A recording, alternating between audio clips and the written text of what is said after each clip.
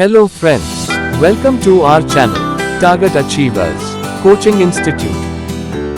Big news, our brand new course for Uttarakhand Patwari Video and Lekpal exam is launching in just few days. Here is everything you all need to know. Target achievers के सामान्य अध्ययन की कक्षा में आपका स्वागत है और ज़्यादा समय नष्ट न करते हुए हम सीधे ही जो है सब्जेक्ट पर आते हैं। आज जो हमारा इशू है वो हम एक्सरसाइज क्वेश्चंस भी लेकर आए हैं आपके लिए और ये है modern history plus freedom struggle. अभी पिछले लेक्चर में हमने आपको बताया था स्वतंत्रता संघर्ष के विषय में और हमने 1857 की क्रांति के बारे में बात की थी। तो आज हमने मॉडर्न हिस्ट्री और फ्रीडम स्ट्रगल दोनों को इंक्लूड किया है और बेसिकली आपको हम ये परिचय देना चाहते हैं कि ये कोर्स इतना वास्ट है मॉडर्न हिस्ट्री और फ्रीडम स्ट्रगल कि अगर आप इसको बहुत डेप्थ में जाएंगे तो इसमें तो महीनों लग जाएंगे।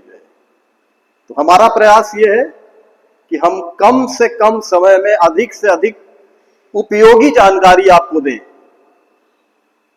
जो कि परीक्षा से ही जुड़ी होगी, जिससे कि आपको परीक्षा हेतु प्रश्न उपलब्ध हो। तो उसी का एक छोटा सा परिचय आपको इन प्रश्नों में मिलेगा और यही बात आपको जब आप अध्ययन कर रहे हैं तो ध्यान देना है। देखिए, आपको किसी भी विषय में डेप्थ में नहीं जाना है। आपके प्रश्न जो है ऑब्जेक्टिव होंगे, यानी कि वस्तुनिष्ठ होंगे। तो अगर आपकी मेमोरी पिक्चोरियल मेमोरी भी है तो आप उसको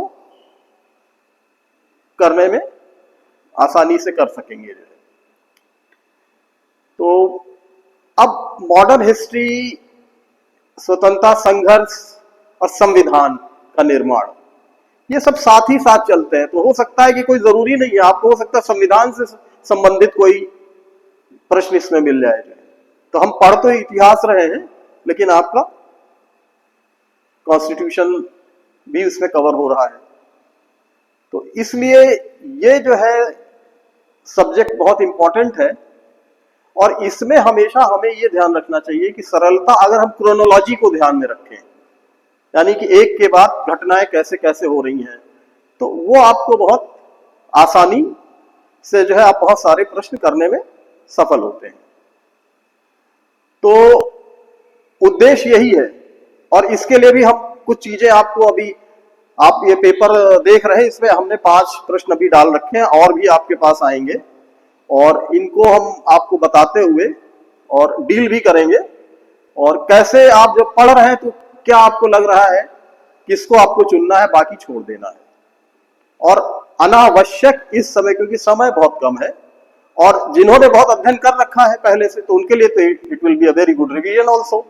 और कुछ चीजें जैसे भूल गई हैं तो वो उसको याद कर लेंगे और ये आपका जैसे एग्जामिनेशन में जा रहा है तो उसके पहले जो रिवीजन के लिए बहुत इफेक्टिव है। बजाय आप किताब खोलने के, अगर आपके ऐसे शॉर्ट नोट्स अगर संग्रहित हैं या प्रश्न संग्रहित हैं तो वो आपको काफी मदद करते हैं। तो अभी जैसे कि हमने पहला जो प्रश्न लिया है,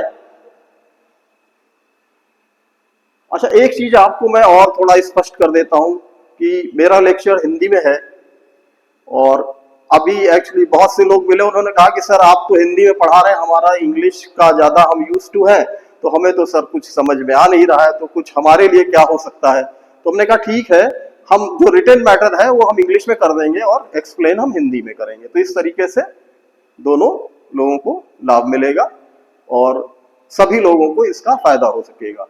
तो प्रथम प्रश्न जो है, who gave the title of Raja to Ram Mohan Roy. Raja Ram Mohan Roy आपने सुना होगा, पढ़ा होगा, ब्रह्मो समाज की इन्होंने स्थापना की थी। इनको जो है मार्टिन लूथर ऑफ इंडिया कहा जाता है, अपने जो इन्होंने सुधार किए थे जो है। तो इनको राजा की टाइटल किसने दी? तो इसमें ऑप्शंस आपको मिल रहे हैं, लॉर्ड रिपन, अकबर द्वितीय, लॉर्ड कर्जन और बहादुर शाह जफर। अकबर द्वितीय और बहादुर शाह जफर जो है ये मुगल शासक रहे हैं अकबर द्वितीय बहादुर शाह जफर के पहले आए। बहादुर शाह जफर आप जानते हैं कि वो लास्ट मुगल शासक थे जो है। तो राजा की टाइटल राजा राम मोहन राय को अकबर द्वितीय ने दी थी जो है।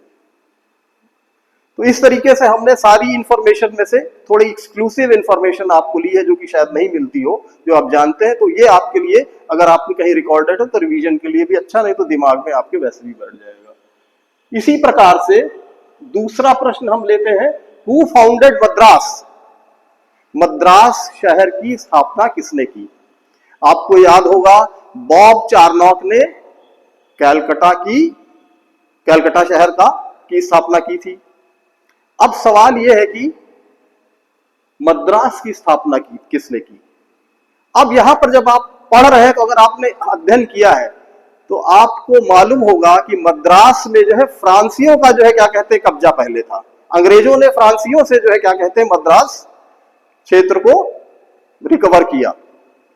तो जाहिर सी बात ये हो जाती है कि जब सिलेक्शन रिजेक्शन में चलते हैं तो आपका जो इंग्लिश जो भी जनरल्स हैं या गवर्नर्स हैं वो सीधे सीधे हट जाते हैं। तो इसमें आपको जो ऑप्शन मिल रहा है, who founded Madras? Bob Charnock, Francis day, general Matthew, Lord Clive. तो इसकी स्थापना फ्रांसिस डे ने की थी। फ्रेंच थे ये, और प्रोनाउंसिएशन से भी आप देख रहे हैं कि ये फ्रेंच ही होगा जो। अब तीसरा प्रश्न जो हम डील कर रहे हैं वो है, who was the first Indian to be chosen to British parliament? यानी कि ब्रिटिश संसद के लिए पहला भारतीय कौन था जिसे ब्रिटिश संसद के लिए चुना गया? इसमें ऑप्शंस आपको मिल रहे हैं, फिरोज शाह मेहता, एस.एन. बैनर्जी, पी. आनंद चार्लो और दादा भाई नौरोजी। तो इसका उत्तर है दादा भाई नौरोजी। दादा भाई नौरोजी का बहुत बड़ा योगदान रहा है हमारे फ्रीडम स्ट्रगल में, और बाहर अपनी सत्ता को स्थापित करने में। इंग्लैंड में ये पहली क्या कहते हैं जो भारतीय किसी की कंपनी थी वो दादा भाई नौरोजी की थी।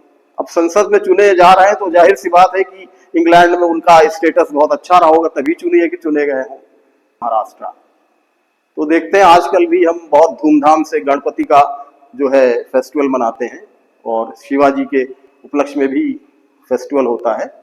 तो इसकी स्थापना किसने की? इसमें आपको ऑप्शंस मिल रहे हैं, वीर सावरकर, महादेव गोविंद रानाडे, बाल गंगाधर तिलक, रानी चेन्नम्मा। रानी चेन्नम्मा वैसे कित्तूर विद्रोह से संबंधित थी, उसकी नायिका रही है वो। तो अब इसका जो ऑप्शन है वो है बाल गंगाधर तिलक। बाल गंगाधर तिलक ने शिवाजी और गणपति फेस्टिवल की स्थापना की। पहले उन्होंने गणपति फेस्टिवल की स्थापना की थी, उसके बाद जो है शिवाजी फेस्टिवल की स्थापना की थी। जब आप पढ़ रहे हैं तो आप उसका डेट देख सकते हैं। हम ये नहीं चाहते हैं कि बहुत आपको प्रेशर करें, लेकिन एक पासिंग में अगर आपको होगा तो हमने ये बता ही दिया कि पहले बात कौन था, तो एक हल्का सा आपको, और चांसेस ये है कि डेट्स नहीं पूछी जाएंगी, ठीक है। तो इसी प्रकार से आपका पांचवा प्रश्न है, हु फाउंडेड शुद्धि सभा? यानी कि शुद्धि सभा की स्थापना किसने की? इसमें आपको ऑप्शंस मिल रहे हैं, स्वामी दयानंद, स्वामी श्रद्धानंद, स्वामी विवेकानंद और बाल गंगाधर तिलक। तो इसका उत्तर है स्वामी श्रद्धानंद। और रॉलेट एक्ट के बाद जो आंदोलन हुए थे उसमें काफी मुस्लिम्स लोग घायल हुए थे, उनकी जिस प्रकार से इन्होंने सेवा की थी, तो दिल्ली में जामा मस्जिद में इनको बुलाकर बड़ा इनका आभार व्यक्त किया था जो है जामा मस्जिद में। तो इससे ये प्रतीत होता है कि कितना मतलब इन्होंने जो है दोनों में सामंजस्य कितना अच्छा सा बिठा रखा था जो। तो ये थे आपके 5 प्रश्न। और मैं समझता हूं कि इससे थोड़ा सा आपको एक फोकस्ड स्टडी का अंदाज मिलेगा।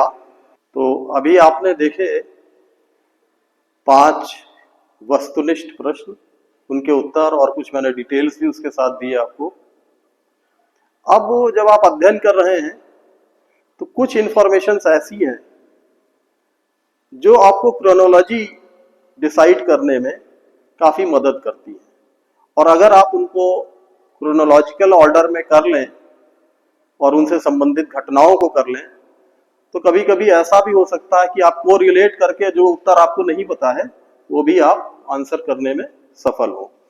तो इसमें मैंने एक संक्षिप्त रूप में जो गवर्नर जनरल्स हुए थे 1905 तक, उनका हमने एक लिस्ट बनाई है। तो ये आपको एक आइडिया देगी कि कैसे आपको स्टडी करनी है, कैसे आपको जो बहुत बड़ा जो क्या कहते हैं जो संसार है एकेडमिक्स का या इतिहास का या आपका स्वतंत्रता संघर्ष का, उसको कैसे आप छोटा कर सकते हैं और रिवीजन के लिए स्पेशली जो है।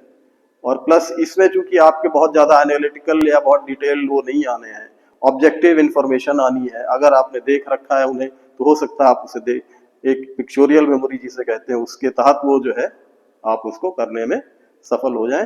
हालांकि पिक्चोरियल मेमोरी में जो फर्स्ट ऑप्शन आता है जनरली वही होता है, क्योंकि उसके बाद आप रीजन करने लगते हैं तो फिर वो थोड़ा कंफ्यूजन हो जाता है।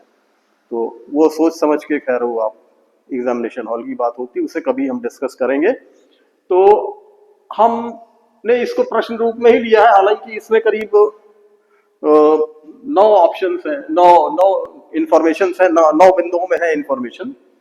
तो हमने इसको प्रश्न में लिया है कि इंडिकेट द रॉन्ग पेयर्स, यानी कि गलत जोड़ों को बताइए।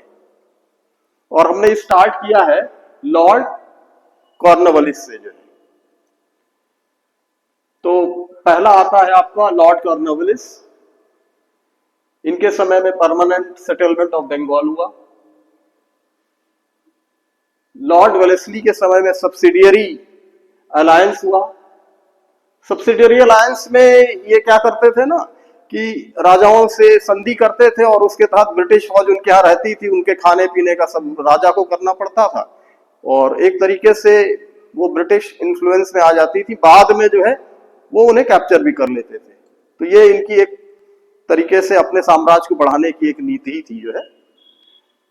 इसके बाद लॉर्ड विलियम बेंटिक, ये भी एक बहुत बड़े सुधारक माने जाते हैं। इन्होंने बहुत सामाजिक जो कुप्रथाएं थी हमारे समाज में उनको काफी ध्यान करके कार्य किए, और इन्होंने जैसे सती प्रथा का अंत किया, लेजिस्लेशन द्वारा ये सब हुआ।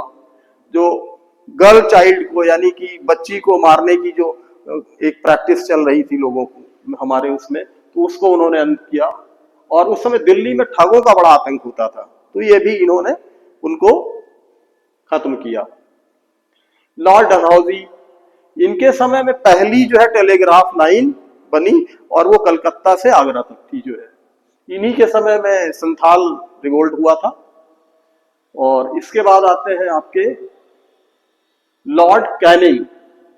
जैसा कि मैंने अभी कल आपके साथ 1857 की क्रांति के बारे में थोड़ा विस्तृत से डिटेल से हमने उसको किया था, तो ये लॉर्ड कैनिंग उस समय गवर्नर जनरल थे जिनके समय में ये क्रांति हुई। और क्रांति इन्हीं के काल में क्वीन विक्टोरिया का डिक्लेरेशन आया 1858 का जो है। और इसके बाद आते हैं आपके लॉर्ड लिटन। तो दिल्ली दरबार इनके समय में हुआ था। क्वीन विक्टोरिया जो है इंग्लैंड की महारानी के साथ साथ भारत की महारानी भी हो गई थी। और इन्हीं के समय में आया आपका जो है vernacular press act. Vernacular press act में क्या था कि लोकल भाषाओं में जो पेपर आते थे तो उनके ऊपर बहुत सारे प्रतिबंध लगाए गए, जिस पर काफी विरोध भी हुआ। और वो विरोध में जो है जो हमारे विरोध करता थे तो वो लोग विजयी भी हुए। उसका परिणाम आपको आगे देखने को मिलेगा। तो लॉर्ड लिटन के बाद जो है आपके लॉर्ड रिपन आए और इनके समय में जो वर्नाक्यूलर प्रेस एक्ट था उसका अंत हो गया। और इन्हीं के समय में पहला सेंसस हुआ भारत का, और फैक्ट्री एक्ट, इस तरीके से चीजों, लोकल सेल्फ गवर्नमेंट का भी इनके समय में हुआ था जो है। और लॉर्ड डफरिन के बाद जो है, हाँ, लॉर्ड रिपन हो गया, लॉर्ड रिपन के बाद लॉर्ड डफरिन, उनके समय में इंडियन नेशनल कांग्रेस का गठन हुआ। अब इंडियन नेशनल कांग्रेस जो है, एलन ऑक्टेवियन हुम ने 1884 में इंडियन नेशनल यूनियन एक संस्था बनाई, और उसी में फिर जो हमारे इंडियन लीडर्स थे उनके साथ फिर काफी मेलजोल हुआ, और उसी के तहत फिर एक मीटिंग जो है पुणे में जो है होनी थी। और पुणे में उस समय थोड़ा ये आपका जो है प्लेग और हैजा वगैरह भी फैला था, तो उस वजह से जो बीमारी के कुछ और भी कारण थे, अंत में वो जो है बॉम्बे में फर्स्ट इंडियन नेशनल कांग्रेस हुई, और एक संस्कृत विद्यालय था वहां पर हुई थी वो, और वहां पर जो है इंडियन नेशनल यूनियन के बजाय इंडियन नेशनल कांग्रेस की स्थापना 25 दिसंबर 1885 में हो गई। इसके जो सेक्रेटरी थे वो एओ ह्यूम ही रहे, और लगभग 22 साल तक उसके सचिव रहे, और पहले जो अध्यक्ष हुए वो थे डब्ल्यूसी बैनर्जी। तो ये थोड़ी सी जानकारी आपको हमने इंडियन नेशनल कांग्रेस के बारे में दी है। और आगे फिर मूवमेंट जो है इंडियन नेशनल कांग्रेस के तहत ही हुए। इसी में आरंभ में प्रथम 20 वर्षों तक जो है नरम दल वाले हुए, उसके बाद 1905 पार्टीशन ऑफ बंगाल हुआ, तो उसके पहले भी थोड़ा सा जो गरम दल वाले थे वो लोग हावी हो रहे थे, उसके बाद फिर गरम दल हावी हो गया, और वो आप थोड़ा सा खुद भी अध्ययन करिएगा, और हम उसको आप ब्रीफ में पृथक से डील करेंगे। इसके बाद आते हैं लॉर्ड कर्जन। लॉर्ड कर्जन के समय जो है जो सबसे बड़ी घटना हुई वो पार्टीशन ऑफ बंगाल, और उसमें खैर इन्होंने आर्कियोलॉजिकल जो मॉन्यूमेंट होते हैं हमारे, जो पुरातत्व, उनको संरक्षण की बात आई, और फिर एग्रीकल्चर रिफॉर्म्स भी हुए। लेकिन जो पार्टीशन ऑफ बंगाल था, इससे लोग बहुत जो है क्या कहते हैं नाखुश हुए, और इसका मुख्य उद्देश्य यही था, हिंदू मुस्लिम एकता को विभाजित करना। जैसा कि मैंने आपको बताया था कि 1857 की क्रांति के बाद उन्हें लगा कि इनका मिलान ही जो है, इनका मिलन ही जो है उस रिवोल्ट की शक्ति थी। तो उनको यह था कि हम डिवाइड एंड रूल, यानी कि इनको अगर अलग कर लें तो उसी के तहत वो धीरे धीरे आगे बढ़ते रहे। और ये एक बड़ा मेजर स्टेप था पार्टीशन ऑफ बंगाल, जिसमें कि पूर्वी बंगाल और पश्चिमी बंगाल दो भाग में विभाजित हो गए। तो इसके तहत फिर बड़ा आंदोलन चला, और इसी में ही फिर वो जो गरम दल वाले थे उनमें बाल गंगाधर तिलक थे और लोग भी थे, तो ये लोग ज्यादा प्रभावी हो गए। और फिर स्वदेशी और बॉयकॉट का नारा दिया गया, और उसमें जो है ये हुआ कि स्वदेशी वस्तुओं का हम प्रयोग करें, और जो बाहरी वस्तुएं हैं उनको तिलांजलि दें, यानी कि उनको गिव अप कर दें, उनको प्रयोग में ना लाएं। और उसमें आगे फिर और मूवमेंट्स आते रहे। तो अब ये जो है ऐसे आप कहीं भी कोई चीजें हैं तो उनको बिखराव में रख के अगर एक जगह कर लेते हैं तो वो आपको रिवीजन में बहुत मदद करेगी। और स्पेशली क्योंकि आपके जो एग्जाम्स होते हैं, ऑब्जेक्टिव क्वेश्चंस जो होते हैं, उनमें आपको बहुत ज्यादा सोचना विचारना तो होता नहीं है। आपको स्पर ऑफ द मोमेंट, तुरंत, टाइम भी बहुत कम होता है, तो तुरंत उस चीज को करनी होती है। तो इसलिए जब भी आप क्या कहते हैं ऐसे कोई एग्जाम में जाते हैं, ऑब्जेक्टिव क्वेश्चंस रिलेटेड एग्जामिनेशंस होते हैं, तो उसमें वो चीज कतई ना करिए कि सुबह जो है पता चला कि 10 बजे से आपका पेपर है और आप 8 बजे तक पढ़ाई कर रहे हैं। हो सके तो जितनी पढ़ाई करनी एक दिन पहले तक कर लें, रात में 1-8 घंटे या शाम को थोड़ा सा रिवीजन में ऐसी पिक्टोरियल हुआ अगर कुछ आपने बना रखा उसको कर लें, लेकिन उसके बाद खूब आराम से हो जाइए और बस ये सोचिए कि जो हो गया सो हो गया। अब बस हमको जो भी करना है वो अपने एग्जामिनेशन करना है। और आपकी मानसिक स्थिति एग्जामिनेशन हॉल में बहुत काउंट करती है, इसलिए वहां कोई और विचार ना आने दें और बहुत ही कॉन्फिडेंटली आप अपने प्रश्न पत्र का हल करिए, और आप देखेंगे कि आपकी परफॉर्मेंस बहुत ज्यादा बढ़ जाएगी। तो पार्टिसिपेंट्स, हम इसी के साथ आज इस लेक्चर को एंड करते हैं और आपको शुभकामनाएं टारगेट अचीवर्स। तो हमारा जो संवाद है, आप टारगेट अचीवर्स हैं और हम भी आपके टारगेट अचीवर्स में आपके साथी हैं। तो ये हमारी दो बातें, target achievers to target achievers. Wish you all success in your examinations and preparations. Thank you.